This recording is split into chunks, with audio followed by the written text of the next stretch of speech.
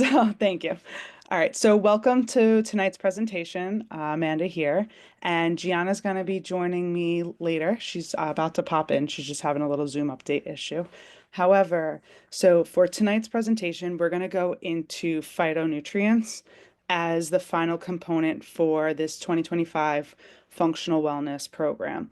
So, of course, we touch on, introduction and goal setting, which is, of course, occurring all throughout each week of the program. And then we're diving deeper in our foundations with nutrition to understand the Mediterranean diet, macronutrients, micronutrients, and now tonight, phytonutrients. So these are going to give you some foundations to bring you all throughout the year. So we don't want to rush into applying everything tonight, but they should just give ideas of where we want to be building ourselves to, and also just adds further fun motivation. So before we do, phytonutrients, right? So an overview of today's presentation, we're going to do a little housekeeping first. Then we're going to go into phytonutrients, or the synonym term you can also see for them is phytochemicals. Applicable tips on how to apply these to our day-to-day living and life.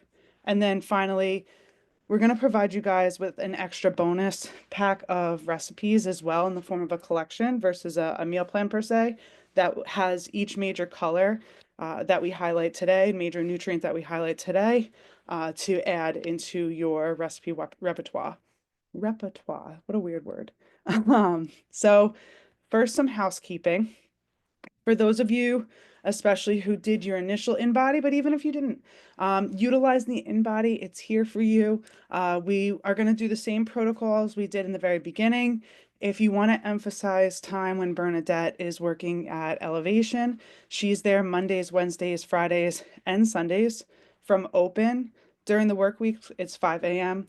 On Sunday, 7 a.m. to about 1 p.m. If you can't make those times, no problem. Just let us know. You can contact myself, Candace at our office, and we can help to make sure you get in and that you feel comfortable as well, most importantly. To ensure accurate and consistent results, whichever protocol you followed prior to your first in-body measure, you want to do the same thing. So if you went maybe after work, ate breakfast, ate lunch, but maybe fasted 3 hours and then came in for say, you want to do that again. If you did it first thing in the morning, you'd had just a little water, you fasted, no caffeine, no exercise, and you're hydrated, you want to do that same protocol again. So the ideal protocol is to fast at least 3 hours, uh, avoid caffeine, avoid exercise in general at least 2 hours prior to measurement, and you want to make sure you're hydrated, meaning we don't want to guzzle, a 32-ounce water bottle before we come in, but we want to make sure we're hydrating maybe the night before and having a glass of water before we wake up and utilize the scale, if that's an ideal protocol. But if you guys have any individual situations or feel comfortable posting in the chat, let us know because I know the InBody can get finicky. Um, Everything good. We touched on that. So goal check-ins, right? So we want to put our meal plans into action. So we hope that everyone's been experimenting with different recipes throughout the program. We're on our week 4 recipe pack or meal plan that you guys are adding with your individualized meal planning portion planner. Of course, this is something you can continue to utilize throughout the year. And maybe in this program, we set a SMART goal of, having a protein at every breakfast per se. So if we're building to that, utilize that meal planner to say, okay, if our goal was to have a protein at every breakfast and now we're doing that consistently, can we do a protein at every lunch, for example? So we want to just keep checking in with those SMART goals and building upon this foundation that we got to learn and absorb, or even just refresh our mind with a couple of these different ideas that might apply to us personally. Of course, we want to keep expanding our knowledge with new ingredients, different cooking methods, and ways to focus on whole nutrient-dense foods. So tonight should open up a lot of that as well. We want to stay consistent. So, of course, by doing the program, you might have been out the gates going, starting in early January, of course, when we started this, that if when the program is ending, you want to still keep the proverbial ball in the air, right? So take that goal check-in cheat sheet and maybe check in with yourself once a month, once a week. How am I doing with my goals? How do I want to measure those goals? I'm even going to send a habit tracker tonight with tonight's email that you can utilize for self-monitoring after the program. If you're looking for something a little more personalized, customized now that this got a lot of cogs turning and got us really diving into our nutrition, and now we want to have more of an individual focus, maybe pertaining to different labs, maybe pertaining to different functional testing as well, like vitamin and mineral testing that we had touched upon. We can always set up a one-on-one counseling session as it deems, befitting to your goals. So if we had accepted your insurance for this presentation, we likely also accept your insurance for one-on-one counseling if that's the next route you plan to go. And then something else to consider is we will be offering other programs to help keep this proverbial ball up in the air in the upcoming months as well that I'll go into at the end of the presentation. So just constantly keep the ball in the air saying, what's my next goal? What am I focusing on? And try to avoid picking more than 1 to 3 goals at a time to synonymously be working on. So, and it's okay to stay focusing on the same goal if we don't feel fully consistent with that yet. So next we want to start with what are phytonutrients or phytochemicals, right? So phytochemicals have gained recognition as they're active chemicals or nutrients that go into the body and can enhance our health. So typically they offer a benefit to the body. Phytochemicals or phytonutrients, they're typically created by plants, right? So they typically help to give the plant like a pigment. So for example, lycopene. Lycopene or resveratrol per se, they help to give, say, lycopene helps tomatoes to be red. Resveratrol helps grapes to have that reddish, purplish color. So if you see a more muted colored tomato, for example, it might not be as high in lycopene or not as bioavailable in lycopene.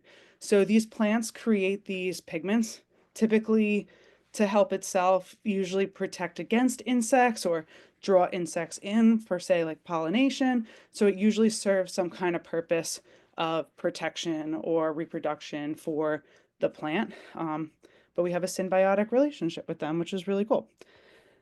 Phytochemicals or phytonutrients have uses outside of nutrition as well, like in terms of, oh, I'm sorry, I just said like that. In terms of pharmaceutical needs that we'll get into and different agricultural needs. Our knowledge of biochemical variety from plants is increasing. NIH actually has been investing a lot more in the research in nutrition, which is wonderful. So that knowledge base is still being built up. But even when I was going through different peer-reviewed journals, I like to make this presentation tonight. There still is not an official classification system for phytonutrients. So I will attach the systematic analysis that I had found. That's the most recently published with this email tonight for those who are looking just to dive a little deeper and to follow the literature a little more. So phytonutrients, and why do we really care about them for our health, right? So they provide antioxidants and anti-inflammatory benefits to the body. So they help to do what's called neutralizing free radicals. So this therefore helps to reduce cellular damage, DNA damage, and in terms of free radicals, they tend to enhance aging. So free radicals are essentially molecules that are trying to restabilize. I had accidentally said carbon last presentation. It's that they're missing an electron. So when they're missing an electron, they're trying to scavenge whatever other electrons are around them from other molecules or nutrients, and then therefore destabilize other molecules around them, causing more inflammatory stress on a very minute cellular level. So when you hear free radicals, that's what that's what we're getting at. It creates more inflammation and causes more damage to the surrounding tissues, therefore surrounding organs or organ structure, I should say, for the individual, depending on where this free radical damage is. It can support immune health in that They help to activate immune cells like T cells and macrophages, part of our immune system, to go and fight off a pathogen. They help to promote DNA repair. So say there is free radical damage, they help to reduce that damage. So antioxidants usually are helpful in that regard. They protect against chronic diseases, including heart disease, diabetes, cancer, being that they help to reduce that oxidative stress and inflammation linked to the cardiovascular system and can help to enhance detoxifying enzymes, especially in the liver. For example, sulforaphane, which can come from a lot of our cruciferous vegetables, especially broccoli, actually helps to add more enzymatic actions to the liver to help enhance its functioning, for example. So that's why we'll say, eat some more broccoli to help support your liver. We want to enhance our gut health always to promote a diverse microbiome.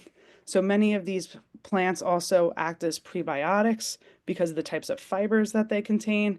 But these phytonutrients actually help to reduce growth of sometimes harmful fungi or bacteria in the gut. So, for example, polyphenols can also help individuals suffering from small intestinal bowel overgrowth, which is when the bacteria can grow up and over from the colon into the small intestine, causing a lot of GI distress and discomfort.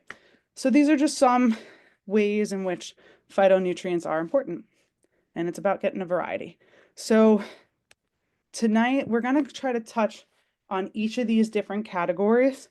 I don't want to have I don't want to go so in depth and be very dry about it either. So we're going to go through them from a standpoint of what do they do for our body, and what are the sources. We're not going to try to get too into the weeds with it because we could do a presentation on each phytonutrient, for example.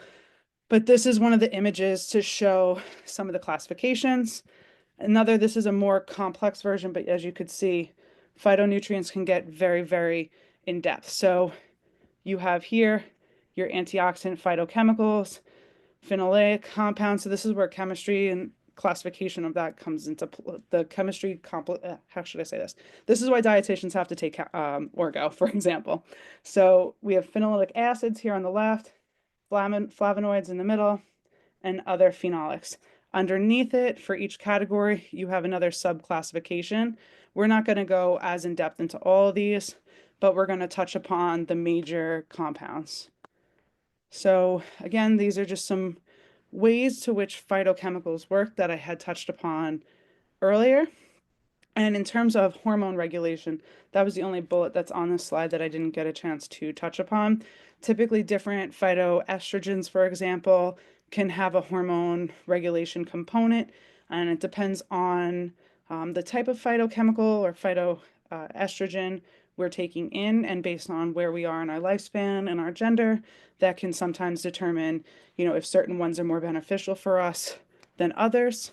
So, for example, soy, when it's organic and unsprayed by pesticides, can be a beneficial food for someone who is going through menopause, or for a male who is trying to focus on different testosterone boosting benefits. However, for menstruating women, for example, or women who are breastfeeding, we want to avoid that because they can help to spike estrogen, for example, and we'll get more into that. So next I'm going to pass the baton off to Gianna. And she's going to start to go into carotenoids, our first class of phytonutrients tonight. Thanks for the baton, Amanda. Amazing as always. So, Gianna, were you able first to get in? one that we'll be discussing super quick is going to be carotenoids. This is one of the most popular ones. Okay, I'm going to keep rolling. She had messaged me that oh, there she is. G, are you on? Do you hear me? Oh, for some reason, I see that you're not muted, but it's not coming across my screen. It's not coming across out of my audio that you are on. Are you, Can anyone else hear me? Yeah, we can hear access by you. any chance properly? Can you guys tell Amanda you can hear me? Sorry, guys. We can hear you. G, why don't you try signing in and out, and I'm gonna keep going through the slides, and then when you pop in, announce yourself and let's see if it's starting to work. We can Is that hear okay? her. I'm All right, gonna so try again. You next we've said got man. carotenoids, right? Yeah, Right, So, Amanda, we about can, guys. Amanda, we can hear her. oh, gee, can you guys hear Gianna? Yes, Oh, everyone can hear Gianna, it's just me. yes. Okay, all right. Yes. Thank you. Thank you. All right, so Gianna, you go. Sorry, Amanda, I don't know what's going on, but since everyone else can hear me, Yes. start Here we with go. carotenoids. So, like I was saying, this is the most common one. We all know what beta carotene is. Easiest way to explain it is it's carotenoids, carrots, like the same word, they're orange. That's the best way you can remember it. We're gonna have it in all those red, orange, yellow food groups. And I will also say you can also get carotenoids in some dark leafy greens, but in those foods, the chlorophyll, which is the green, is sort of overpowering with the color, but you can still get some of the carotenoids in those foods. But its strongest ones are going to be these orange ones. So, like we were saying, the most common ones, beta carotene, lutein, carotene, lycopene, like we were saying, which is in the tomatoes. And then some sources, like I was saying, just think all those orange, red, yellow fruits. You got carrots, you've got your tangerines, spinach, like I was saying, with those dark leafy greens, papaya, apricot, you can get it in sweet potatoes, and you can get it in certain citrusy fruits. And then the health benefits here, we're going to get antioxidant activity like all phytonutrients. So fighting those free radicals and oxidative stress. You're going to be getting anti-inflammatory as well. We've got eye health, specifically the lutein and the zeaxanthin, skin protection, and potential cancer fighting properties. So now for the next one, Amanda, if you can, okay, yes, you can hear me, so we're good. Okay. Yeah, we're good. I got you now. Okay, good. It was a speaker issue. Okay, so like I was saying, they're powerful antioxidants. They destroy those free radicals and they reduce oxidative stress, which prevents cell damage. They promote longevity, reducing the risk of chronic disease.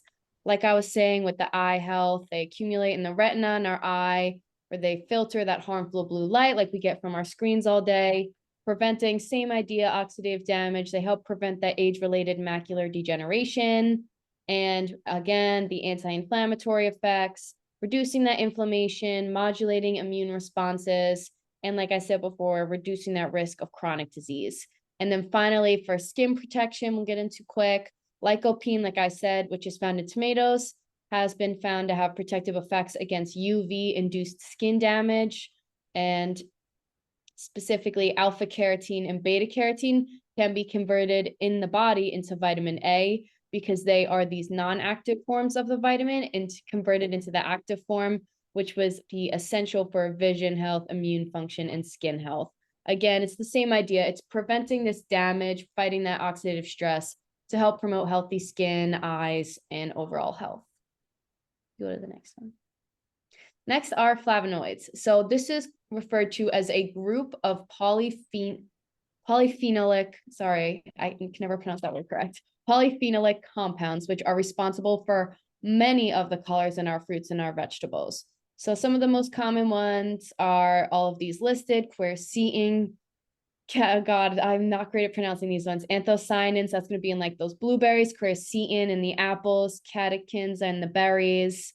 And then, like I was saying, all these foods you can see listed here, they're in everything, all our fresh produce for the most part, but then also in our olive oil, olives, dark chocolate, yes, can be healthy and taste good. We've got rosemary, we've got sage, sesame seeds, all these foods. It's in a wide variety of foods. You could get all of these flavonoids in your entire diet. And their main health benefits, like many phytonutrients, is anti-inflammation, antioxidants, and anti-cancer properties. Specifically, these ones will also be helping our heart health by improving our blood flow and reducing blood pressure. And they have been seen to improve cognitive function and protecting against neurodegenerative diseases. So, like we were saying, some examples, we've got luteolin and apigenin, which are in parsley, celery, and peppers. Quercetin, like I was saying, in the apples, onions, and kale. Then we've got ginseng. Oh my gosh, and I and give you credit. soybeans You're and doing great. legumes. I'm trying my best. Got the anthocyanins, like I was saying, those are those colorful ones, the blues and the purples. Those are going to be in the berries, cherries, and cabbage. And then we've got the catechins, like I was saying, that's also funny enough in the green tea, cocoa, and apples. So these are just all examples, which you can refer to. And then we've got what their actions are. So like I was saying, many of them have these same properties. They're antioxidants, they're anti-inflammation. They're going to reduce that inflammation, helping prevent or reduce chronic heart disease and fighting free radicals, reducing that oxidative stress, which the goal with oxidative stress, reducing it because it prevents that cell damage, which then in turn helps promote longevity and overall health. Hormone balance, like Amanda was saying earlier, the isoflavones specifically can mimic estrogen, which can help alleviate those symptoms related to menopause, where we have that dip in estrogen naturally as women. We have cancer prevention, inhibiting their cell growth and promoting their cell death. And then, like I said before, they can help promote cognitive function by reducing, again, that oxidative damage, which is preventing these diseases. It's all very synergistic here. And then I believe we are throwing it back to you, Amanda, to get into these weeds a bit. Okay, so we got glucosinolates. So this is a group of sulfur-containing compounds that are found in like our cruciferous vegetables. Our cruciferous vegetables are going to include broccoli, cauliflower, Brussels sprouts, kale, cabbage. As originally, before they were more modified, they actually came from one cruciferous plant. So that's always just something cool to note, that cauliflower, broccoli, they're like the flower. The kale is kind of like the leaves, for example. So common glucosinolates are, God bless, glucobiron, glucophanin. These are more new age glucosinolates. And honestly, you don't see often a lot of supplementation of these. It's more so recommending eating the whole plant in general, right? So the health benefits, they have anti-cancer properties to protect specifically against colon cancer, it's been found. They help to lower the chances of breast cancer, pancreatic, bladder, lung, and prostate, and colon cancer. So the ones that were underlined have a stronger evidence base. They help to support detoxification processes in the body by first and foremost helping in the colon to eliminate different toxins, but also supporting the liver as well, as I'm saying below there. So next is their mechanisms. So they detoxify harmful compounds via the activation of phase 2 detoxification enzymes in the liver. So in doing so, they're helping to upregulate enzymatic activity. So see this as food is moving along a conveyor belt, and they turned up the pace to which that food can move through, right? So they exhibit cancer preventative properties by inducing apoptosis in abnormal cells. So apoptosis is just if you have cells that are not really functioning well, maybe there's different organelles that are damaged. Apoptosis is getting rid of the cells that are not really working as efficiently. Because if they're not working as efficiently, they can cause downstream issues in whatever the cell is specialized in doing. So if it's an immune cell, it's an immune cell that's not really doing its job right, for example. So it can cause the body to maybe attack different areas of the body that is its own self versus pathogens that are coming in. Think like autoimmune. So inhibit histone deacetylase enzymes to slow tumor growth is another way in which it specifically helps to reduce likelihood of the development of cancer. So we can't say any of these prevent cancer, but by inducing a diet that is going to be rich and bountiful in different colors and plants, you can help to reduce the odds of potentially developing cancer in the future by doing this. So polyphenols are a very diverse group of naturally containing compounds. They're very beneficial for gut health. They're very strong antioxidants in particular. And because they are very strong antioxidants, they have very strong anti-inflammatory effects, heart health effects, as well as cancer risks. They reduce risk for cancer potentially, and they are very good for helping the gut lining, the mucosa, So you have this mucosa lining. Think of like your nose, not to be gross, but it's something that we all can kind of see more so from the outside versus our colon. Our nose has typically mucosa around it, right? Like a mucus kind of membrane in a sense, right? And then you have your skin, the epithelial tissue. So when you think of your colon, you have a mucosal lining. Same with your stomach and most linings, especially along the GI tract. For some, if they eat, a very acidic diet, a lot of coffee or a lot of artificially processed foods, or they have a very high stress lifestyle, or lots of factors, they may smoke, it can affect the mucosal lining of the colon, right? So the polyphenols actually help to build up that mucosa. Now, why do I want that? That mucosa acts as a barrier because technically we're open from end to end, not to be gross, but it creates a protective barrier from pathogens in our food, chemicals, think pathogens in terms of neurovirus or other different foodborne illnesses, and it protects these tight junctions along your colon. Think of them like little pores that we don't want them to be very open because the bigger they are, the bigger molecules that can come in, and we want them broken down, including these larger pathogens. So when that mucosa is over that pore, it helps to prevent things from passing through, hence leaky gut. The gut is leaking pathogens or toxins into the bloodstream. An example of one would be lipopolysaccharides that's getting a lot of attention, but not to get too in the weeds, that it causes this to kind of erode and get bigger and bigger. And that's the professional term is increased gut permeability. So the ability for these nutrients or pathogens to pass through when they're not supposed to be, or quote unquote leaky gut. So polyphenols are excellent because they involve a lot of groups that some of these names might look really familiar to you. Flavonoids, anthocyanidins, isoflavones, stilbins, for example.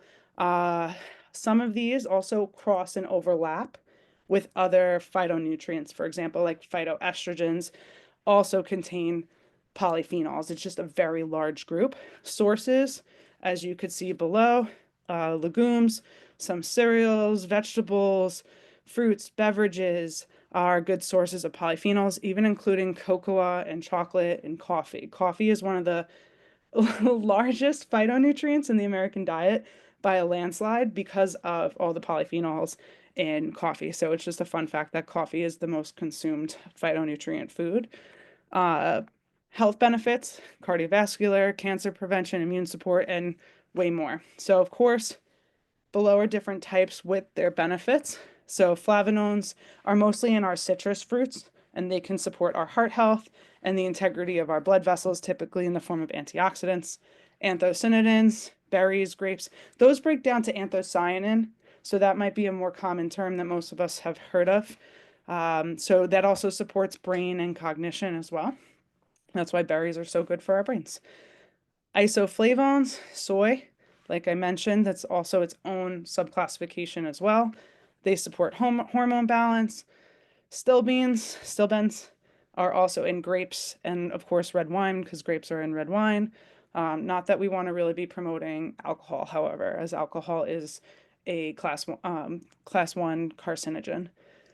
Cardiovascular protection, anti-inflammatory support, and anti-cancer support. So resveratrol is also a polyphenol, but it's also considered a phytoestrogen. So that can get confusing for some. So resveratrol is another really commonly talked about phytonutrient that you might see supplementation for. Of course, always talk with a registered dietitian or healthcare provider knowledgeable in supplementation to talk about if it's meant for you or if you should just really focus on eating a little bit more grapes, for example. It's a powerful antioxidant. So fun fact is you don't want to take a lot of antioxidants after you exercise because it can inhibit muscle growth. You want to try to push it away. So we can talk about that in a sports nutrition presentation down the road that we might be planning. Calcones, that one I'm definitely not pronouncing right, I don't think. Calcones, yeah. Apples, grapes. It's also antioxidant rich. So these are a little tough, some of them. It's polyphenols, some more is lignans. These are also crossed with phytoestrogens. They help in terms of having flax seeds in our diet or sesame seeds with hormone regulation. Phenols, cherries, apples, also antioxidants. Olive oil has corticosteroids, and they also have oleocanthal in there as well that are anti-inflammatory and great for the heart. Consuming olive oil about a tablespoon a day, but not as a supplement in your food itself, can also help to reduce the risk of stroke. Mainly because it's a monounsaturated fat, but also because of the strong antioxidant properties that olive oil has. So it should be most people's primary oil of choice. Proanthocyanins, berries, cocoa, to name not cocoa. We're talking about the type without the added sugar is always the stipulation, right? So it's just 100% pure chocolate that you can add to different meals like your Greek yogurt or your smoothies, to name some examples. They also protect the cardiovascular system and reduce UTI risk. Carnosic acid and rosmanol, aka rosemary, has neuroprotective benefits, supports cognition, and rosemary is also good for hair health, hair growth as well. So polyacylines are a naturally occurring organic compound found in plants, as all of these are. They are characterized by uniquely a triple bond between their carbons.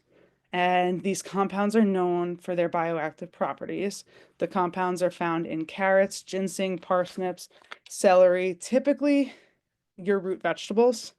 Some common types of polyacylines. I'm not going to read all of these, embarrass myself right now, but these are just good to know different types, but you're not going to typically see them in a supplemental form. You're going to get that by eating the whole food source. So the health benefits of these particular phytonutrients are similar to the rest, right? Anti-cancer, anti-inflammatory, antimicrobial. They contribute to neuroprotection, immune modulation, and reduce for cardiovascular risk and oxidative damage. So these are more in-depth mechanisms to how they work. In terms of antioxidants, they're reducing they're reducing oxidative damage by neutralizing the free radicals, aka loaning an extra electron to them to help reduce the cellular damage and aging that occurs from that. Think about the sun is very promoting of free radicals. So adding antioxidants like vitamin E or vitamin C to one's skincare regimen helps to reduce oxidative damage. So that's how you kind of see that in day-to-day life, just as an example.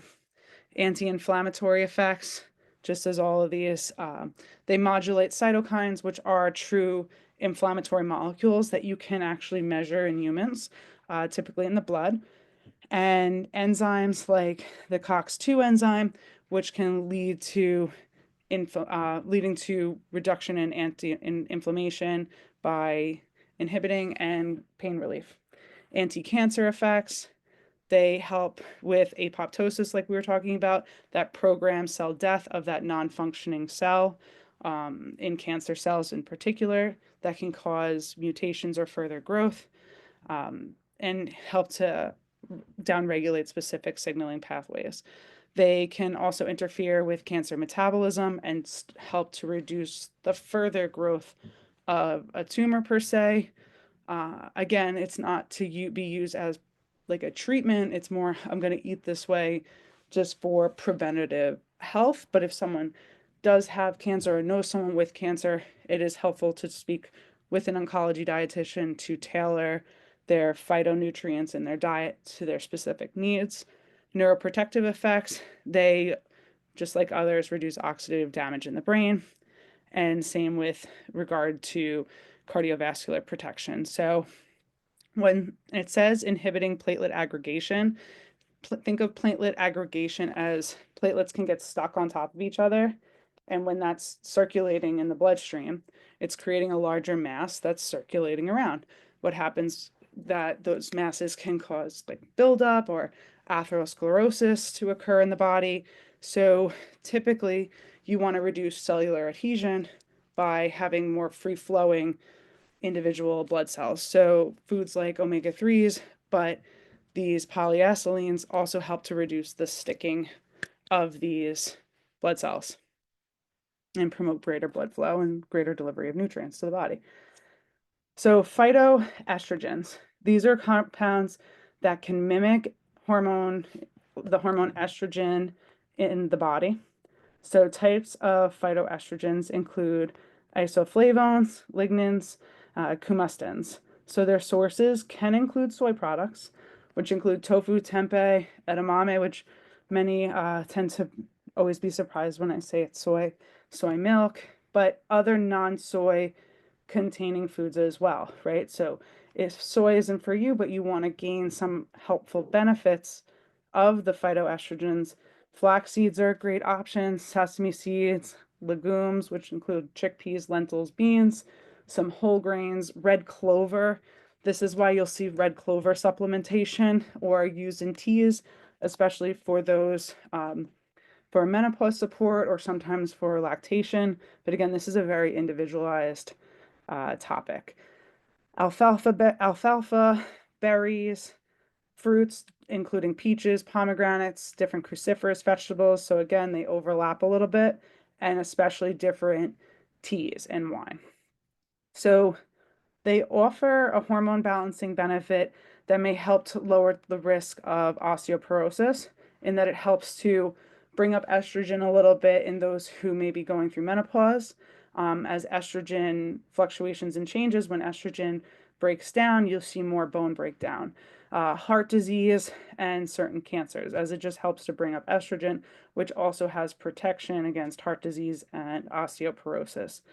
In terms of also menopause support, these phytoestrogen rich foods help to manage hot flashes and night sweats, which usually occur when our estrogen is going through different fluctuations or deducing. So for menstruating women, this might be an example. This is an example of if you start to break out in a sweat right before you go into menstruation, it could be a sign that your estrogen's coming down, which is normal right before going into women's period. But sometimes faster drops, or sometimes some individuals are just more sensitive to swings in their hormones.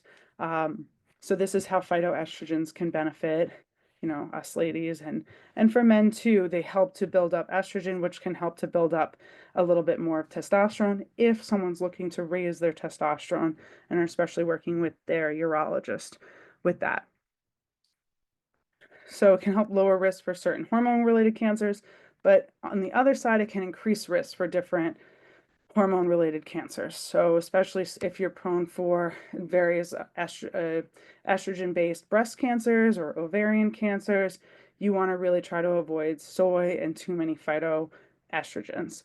So they have plenty of health benefits, but they do pose different risks. So it is important to note that. Types of phytoestrogens, like we were saying, coumestans, lignans, stilbens, and stilbens are also polyphenols. So again, that overlap. So they can be targeted in different ways per se.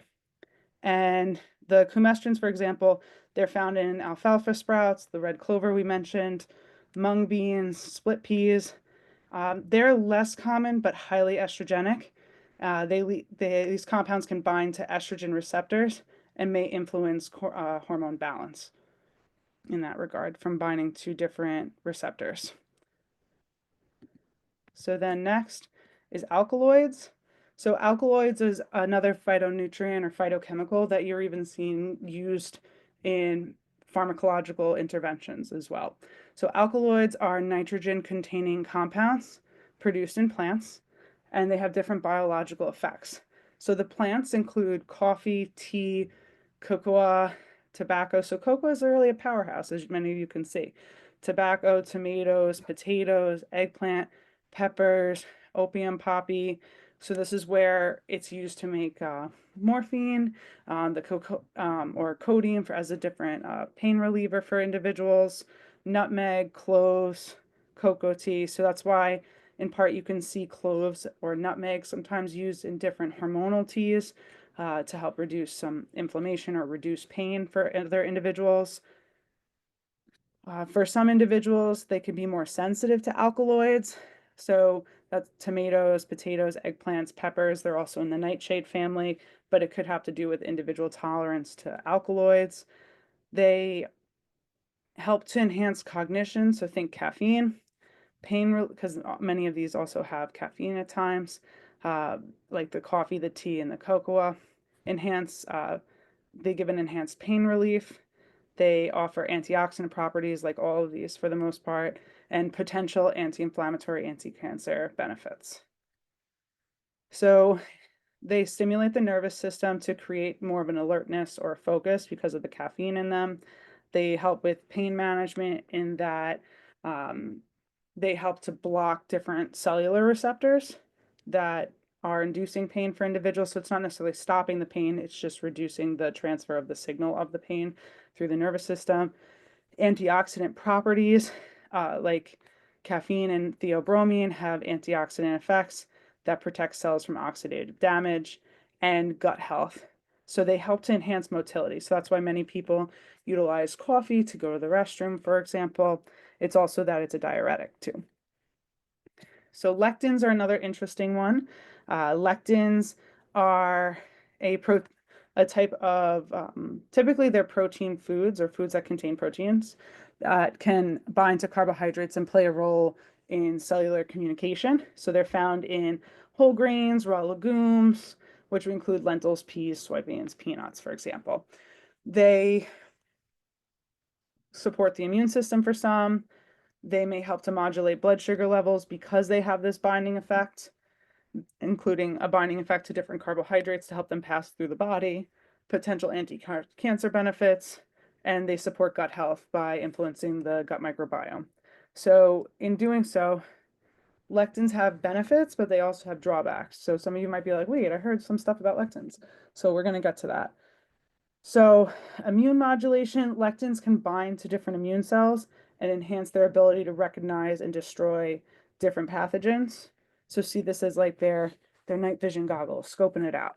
Blood sugar regulation, some lectins may reduce the absorption of carbohydrates, helping to manage blood sugar levels, and that they're helping them to pass just through the body into the stool.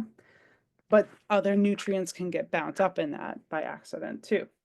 Antioxidant effects, just like all of them, the beans have the largest influence in this category, however. And in terms of gut health, they can influence the gut flora by improving digestive function and reducing gut permeability. They also will help promote more beneficial bacteria as more of a specific mechanism. So the downside is some of them are more resistant to digestion, meaning that they're hard to actually break down and utilize. They can potentially cause bloating and gas and nausea because of that motility change. They can bind to the gut lining, making them a little slow to move, interfere with nutrient absorption because they bind up different nutrients with them, so they can bind up certain nutrients and pass them through the body versus helping them to get absorbed. And they can irritate sensitive digestive systems. They also tend to be in foods that have more resistant fibers that can also be harder to break down. The gut flora disruption in that lectins may alter the balance of gut microbiota. It really depends on the types of bacteria you have in your stomach. Certain types of bacteria are more helpful at breaking lectins down than others. Leaky gut syndrome or increased gut permeability, right?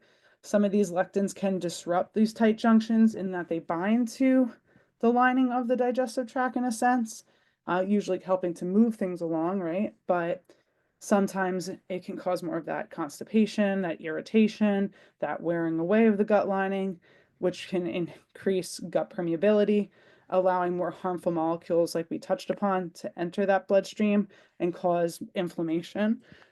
Toxicity, I actually work with I counsel with an agricultural specialist, and she was actually informing me exactly it can be a toxin if consumed raw. So if someone's eating raw beans, for example, it can have toxic effects, being that they can bind to red blood cells and inhibit their day-to-day functioning. Your red blood cells transport oxygen, for example, all throughout your body. So this is why beans are always soaked, or you get canned, which are already pre-soaked. When you go to eat them, we never eat raw beans. So reducing the negative effects of lectins can be done by cooking them, breaking them down more, right? Soaking them, fermenting. So for many of the produce that we're going to go through in the applicable steps of this presentation coming down the road, this is one of our last ones, they usually cooking them can degrade their nutrients, their phytonutrients. However, lectins are unique because you want to cook them to break down those fibers so that you can get more nutrients out of them and reduce the negative effects and keep more of the positive effects of them.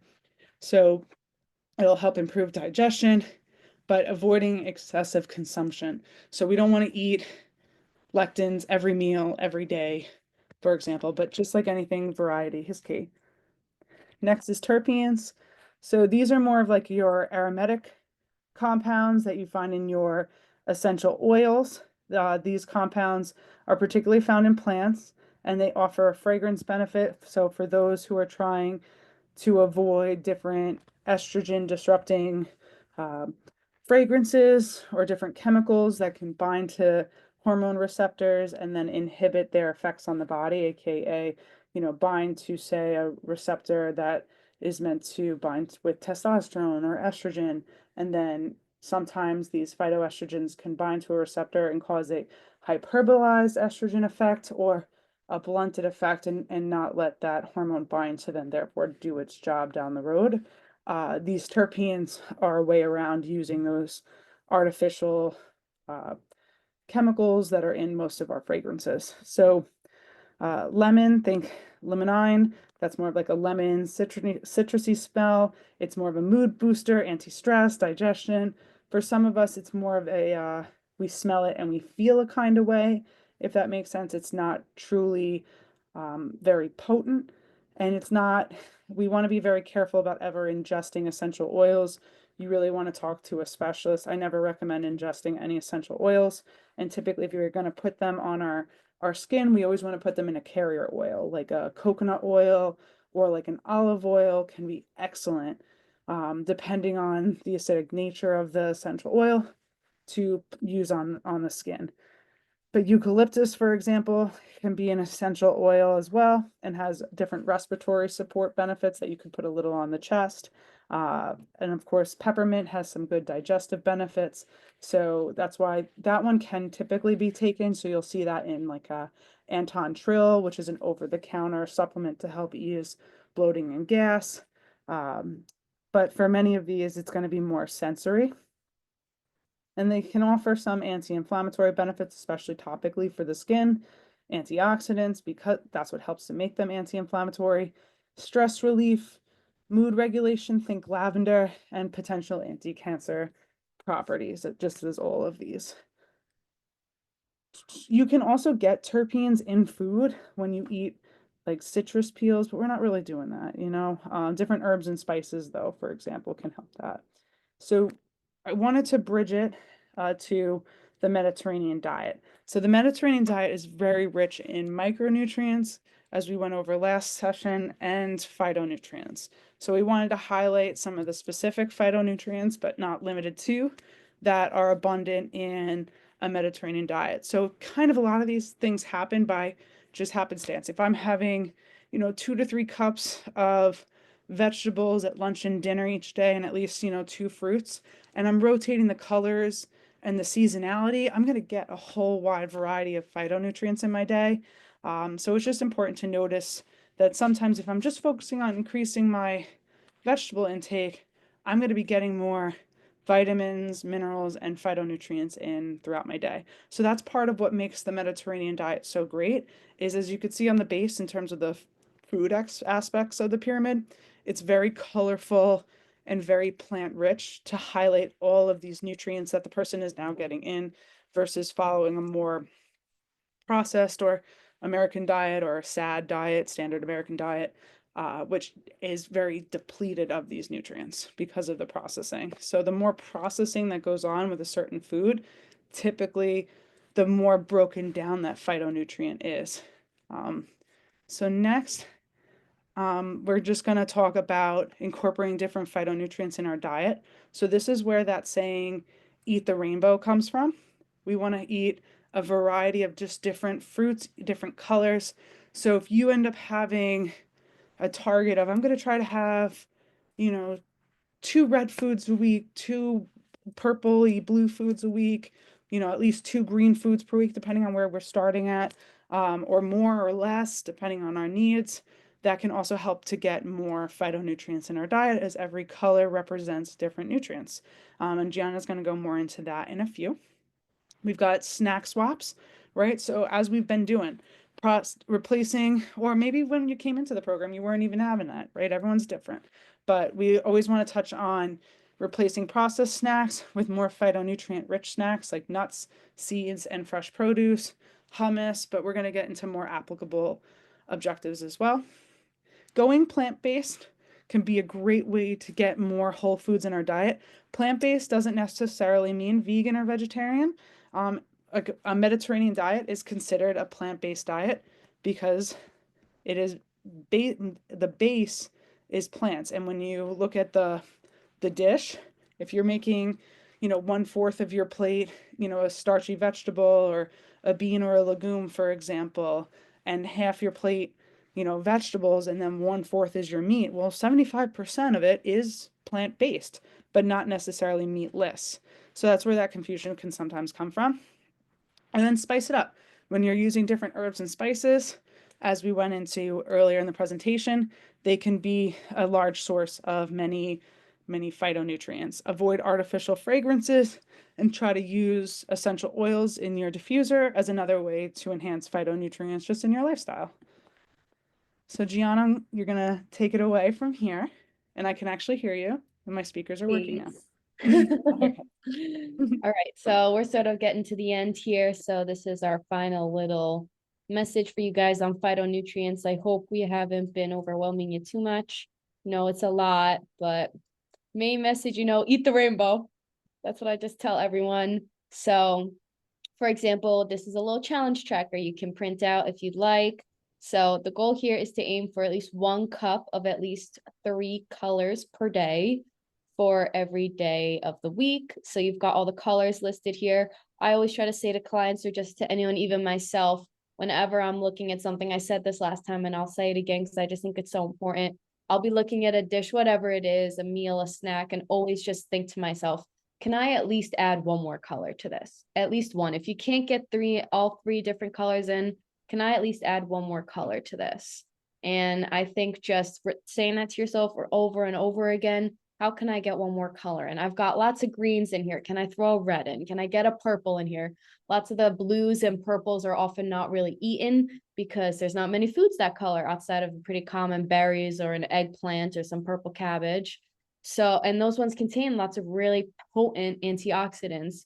So just trying to throw in more colors. Sometimes the weird combinations work. I've thrown blueberries or blackberries in salads, and I know it sounds a little weird. I sent that in the group me, but it tastes great and it works.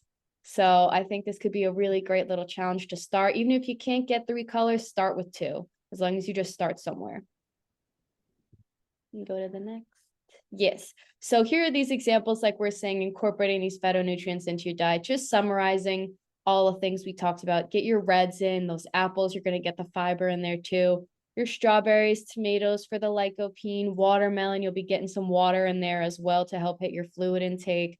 Cherries, red grapes. The cherries have that tart cherry juice to help us sleep. We've got our bell peppers, our onions, potatoes, plums, and like it says, that's that lycopene, the anthocyanins, and those berries and the vitamin C. The orange and the yellow, I'm not going to read all these again. You know those colors and those foods. Just focus on getting them in.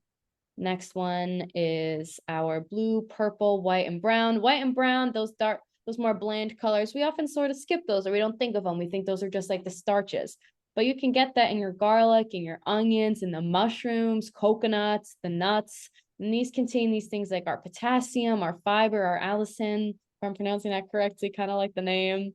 And Yes. like I was saying before, the blue and the purple, they're often not thought of, but you can get them in more foods than you're thinking. Go to the next. And like we've been saying before, easy ways to incorporate it into your diet. Boost up those sandwiches. You can layer a thin little thing of some avocado mash, some watermelon radish, purple cabbage, like I was saying, easy way to get that purple in there, microgreens or any sort of leafy green for the crunch. Get some hummus in there for that brown color. You can get cucumber in there, anything like thinly sliced, some seeded sourdough for that extra phytonutrient and fiber. Power bowls, I love making these. You can get so many colors in any sort of power bowl like you might get at a store elsewhere. You can just make it at home. It'll be a lot healthier and not cooked in all these oils. You can get quinoa, roasted veggies, your protein. You can get a garnish with some fresh herbs, especially, I'll say this, in 36 days, the sun's going to start setting at 7 p.m. It's getting warmer, the sun's setting later. We can start gardening and getting all these fresh herbs in. We've got our savory sweet potato toast. That's my favorite. You just cut your sweet potato real thin. You could do it sweet or savory. Avocado, yogurt. You could put some berries, cinnamon, and hemp seeds on there. Or you could do some avocado with a hard-boiled egg, smoked salmon, whatever you may prefer. Or like it says here, these mini taco bites, little lettuce cup. You guys get it. You can go to the next. And more examples. We've got our protein pack smoothie bowls. Just think of an acai bowl you may buy that can easily be made at home. And it'll be a lot less added sugar. You'll be able to boost in the nutrients, tailor it to your liking. You can get on top with some coconut flakes, kiwi, just to get the green in there because there's not much green in those. You can get some cinnamon in there. You can choose the berries that are put in, add in some protein powder to make it more of a protein boost. You can make some beet hummus magic, it's called, where you're blending in the beets with your hummus ingredients so you can get a nice colorful one. And those fermented foods we're always going to pick to also help your gut, your kimchi, your sauerkraut, fermented carrots or red onions that are pickled. These will help with your probiotic intake as well. And then finally, just some extra ways for how to preserve them during cooking. We talked about this last time. Some of these nutrients like that vitamin C can get really lost in our cooking. So minimize that cooking time, like we said, as much as you can, just so that they're soft enough for you to eat them and like them so that you can absorb those nutrients. Lower temperatures, you don't need to blast the heat on your stove to get these things cooked. You're going to sort of cook out those nutrients, especially those B-soluble vitamins. Keep things stored properly, keep them cool, keep them in the dark, keep them refrigerated. Like if they're berries or the apples, you can keep out, but not in the sun. Only cut them right when you're going to use them. We know this with apples, they turn brown in about 5 seconds, and that's losing its nutrients from this oxidation. This can be preserved with lemon juice, which is also giving us a vitamin C boost. But just make sure you're not cutting these things up within reason unless you're trying to really meal prep until right before, or add the lemon juice just to preserve it more. And like I said, again, avoid the overcooking. And another way to help enhance our absorption, this is all tying back to that previous one, like we were saying with the vitamin C and the iron, pair those carotenoid rich foods with healthy fats, because healthy fats help us absorb fat soluble vitamins and these carotenoids better, such as avocados with carrots, or cooking or having a dressing with an oil with a healthy fat in it, or even just an olive oil dressing on your salads. It'll help you better absorb these things. Using smoothies to combine as many nutrients as you can get in there. Most of them are tasteless, like a frozen cauliflower. You're not going to taste that in your smoothie. You're going to be getting a good nutrient boost. And then fermented foods, again, to enhance the bioavailability of these phytonutrients. And again, focus on these whole foods rather than supplements, of course, as needed for the individual for that whole synergistic effect. Thanks, Gianna. That was awesome. Thank you. So moving forward, we just want to give everyone a gentle reminder about the in-body measures if that's something you are interested in. I'm going to edit this tonight, put it onto YouTube, and send this recording out for you guys to refer to. Our YouTube channel is open to everybody. It has a lot of past presentations on it. So especially if you want to go back and listen to this at different points throughout the year, as this is a launching off point for different ideas, different goals, to build your nutritional foundation. It's always good to keep listening and engaging to different topics. to keep your interest and your passions growing. So it also keeps you mindful on, your goals. If you're trying to consistently focus on how can I be my happiest, healthiest self? How can I always be optimizing my diet? Moving forward as well, we're going to send a complimentary recipe packet out to everybody. And just in case you had missed that YouTube link that was sent with the previous macros presentation, that was a bonus. I'm going to put that into tonight's email as well. So you just have that available to you. Lastly, we want to say thank you to everybody for listening and tuning into tonight's presentation, whether you attended live or as a recording. We appreciate you guys. And I want to also ask if anyone has any questions whatsoever regarding this presentation or just in general as a whole regarding, nutrition and lifestyle change.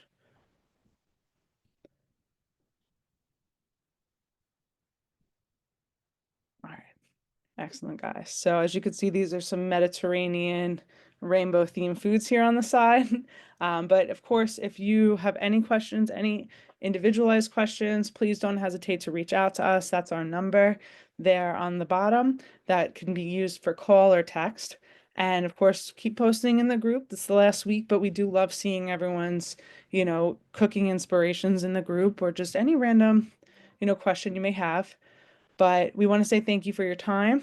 Thank you for tuning in and keep up with your goal setting. If you have any specific questions, please never hesitate to reach out. Follow us on Instagram, and we will be looking forward to launching a Blue Zones themed program. So it's going to be a little less science heavy and more like coaching heavy that we feel. And we're looking to integrate with more interdisciplinary specialists, like how Fran had helped us out with the Healthy Holidays presentation regarding our mental and spiritual well-being. We're looking to talk with our chiropractor on at Elevation, Dr. Frank, for helping out with different musculoskeletal issues to put together a Blue Zones program that would incorporate different aspects of a healthy lifestyle to help with fostering longevity, but also the side effect to following a happy and healthy diet is those vanity pieces, but we're going to be more focused in on longevity with regard to the Blue Zones program. So we're looking to launch that hopefully around April or May. We don't want to launch around Memorial Day like we had done with Whole30 last year.